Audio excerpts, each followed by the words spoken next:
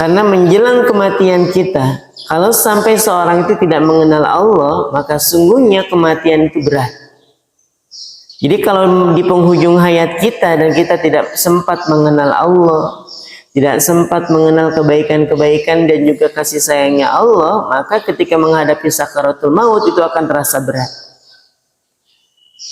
Seorang ulama yang bernama Syekh Muhammad bin Abu Bakar Al-Usfuri dalam kitabnya Al-Mawaid Al-Usfuriyah menyampaikan, orang yang mengenal Allah dia akan lebih mudah dalam menghadapi sakaratul maut. Orang yang mengenal Allah dia akan lebih mudah dalam menghadapi sakaratul maut. Kita bisa melihat bagaimana Abu Dzar Al-Ghifari menjemput kematiannya. Kita bisa melihat sahabat-sahabat yang lain yang kemudian menjemput kematiannya, termasuk baginda Nabi Shallallahu Alaihi Wasallam. Baginda Nabi itu ketika menghadapi sakaratul maut, itu saking dahsyatnya sakaratul maut, bahkan dalam satu riwayat disebutkan sakitnya sakaratul maut itu seperti 70 kali sayatan pedang. Itu terbayang nggak? Ini disayat dengan ditebas tuh beda makna, beda rasa. Jadi kalau ditebas, seorang misalnya tertebas tangannya dan kemudian terputus, sakit nggak? Sakit. Tapi ketika diberikan obat penahan sakit, kemudian diperban, diberikan suntikan penahan rasa sakit, selesai. Ya, reda sakitnya. Tapi kita bayangkan bagaimana keadaan seorang yang tangannya disayat sampai terputus gitu. Makanya Nabi mengumpamakan sakitnya sakaratul maut itu bukan seperti tebasan pedang, tapi seperti sayatan pedang. Lalu kemudian kita bisa menemukan ada orang-orang yang bisa meninggal dalam keadaan tenang. Padahal kata Nabi Shallallahu Alaihi Wasallam setiap kita itu pasti akan merasakan yang namanya sakitnya sakaratul maut. Lalu bagaimana dengan Nabi? Nabi juga sama. Bahkan di penghujung hayat beliau menyampaikan, ya Allah, sekiranya sakaratul maut seperti ini keadaannya, timpakan saja semuanya kepadaku, tapi jangan kepada umatku. Tapi Allah tidak mengabulkan itu.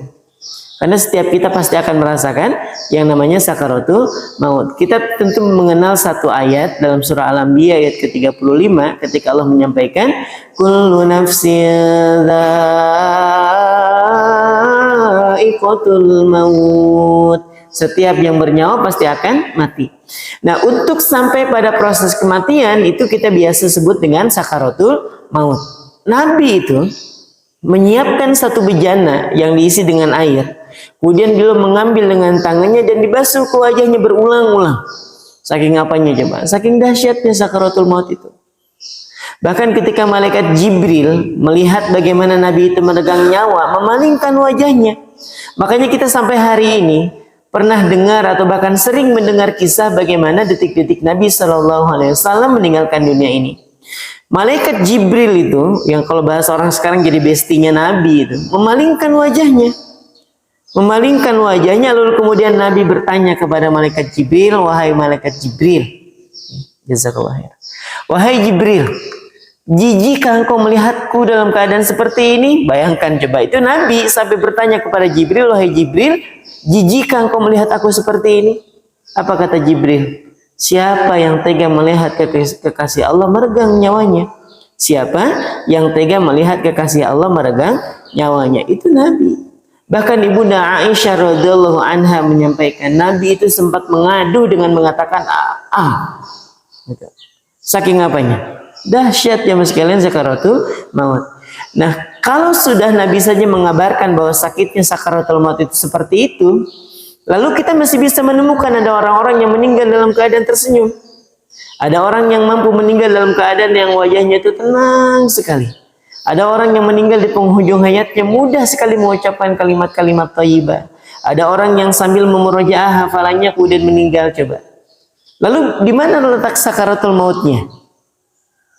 Ternyata para ulama menjelaskan di sini setiap orang itu merasakan sakaratul maut itu sesuai dengan amal kebaikan yang dilakukan ketika di dunia. Semakin baik amal kebaikannya, semakin soleh dia, semakin dekat dia dengan Allah, maka sakaratul maut itu akan terasa jauh lebih ringan. Akan terasa jauh lebih ringan. Lihat, Abu Dzar Al-Ghifari berpesan kepada istrinya. Ketika didapati Abu Dzar Al-Ghifari itu sudah kurus kering badannya. Sahabat Nabi. Yang juga mendapatkan jaminan surga aja mas kalian.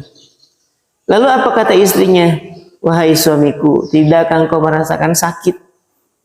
Kemudian didorong juga oleh anaknya yang perempuan itu mengatakan, wahai ayah, apakah engkau tidak merasakan sakit dalam keadaan seperti ini? Padahal sudah kurus kering badannya. Apa kata Abu Dzar Al-Ghifari? Bagaimana aku bisa merasakan rasa sakit sedangkan sebentar lagi aku akan berjumpa dengannya? Oh, ini keren nih. Jadi apakah beliau itu tidak merasakan sakaratul maut? Merasakan. Apakah tidak merasakan rasa sakit? Merasakan. Tapi ternyata rasa sakit itu dialihkan dengan rasa cinta, dengan rasa rindu kepada Allah. Bahkan dalam riwayat lain disebutkan ketika Nabi didapati ada seorang wanita yang menangis terseduh karena ditinggal wafat oleh suaminya. Maka datanglah Nabi. Kenapa aku menangis wahai ibu? Aku takut wahai Rasul, suamiku meninggal dalam keadaan su'ul khotimah. Aku takut wahai Rasul, suamiku meninggal dalam keadaan yang buruk. Lalu kata Nabi, kenapa? Diceritakan. Ternyata suaminya itu mengatakan 3 perkataan yang terputus dan tidak ada kelanjutannya dan kami tidak mengerti apa maksudnya. Yang pertama yang mungkin sudah kita dengar, andai lebih jauh, andai semuanya, gitu ya, andai yang baru. Dan dari kesemuanya itu Nabi ingin menyampaikan bahwa bergembiralah wahai ibu, ubasyiruki bil jannah, kukabarkan kepadamu tentang gambaran surga. Jadi suaminya ini sebelum meninggal mengucapkan kalimat-kalimat yang terputus kayak tadi tuh. Andai lebih jauh, andai yang baru, andai semuanya. Dan semua kalimat-kalimat ini Nabi menyampaikan menjelang kematiannya. Saat suami engkau merasakan sakitnya sakaratul maut, Allah gambarkan keindahan surga. Allah gambarkan keindahan surga. Jadi wajar kalau ada orang yang merasakan sakaratul maut, tapi kemudian dia bisa tersenyum, dia bisa mengucapkan kalimat-kalimat yang baik. Bukan sakaratul maut yang nggak ada. Sakitnya tetap ada, tapi teralihkan dengan kebahagiaan, teralihkan dengan kenikmatan yang jauh lebih baik dibanding dengan rasa sakaratul maut.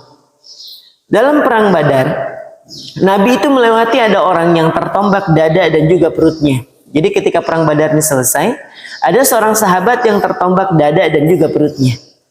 Kemudian Nabi bertanya, "Madza tara wa madza tash'ur?" Apa yang kau lihat dan apa yang kau rasakan? Kebayang enggak?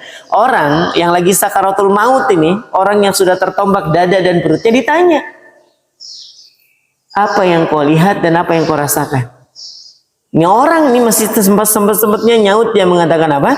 Jannah. Jannah. Apa itu jannah? Surga. Jadi orang sudah tertombak dada dan perutnya, tapi yang diucapkan apa? Jannah, surga.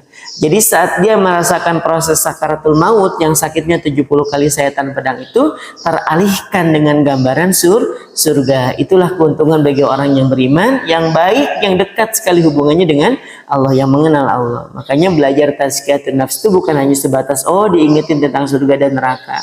Diingetin tentang berlapang dada. Bukan hanya itu.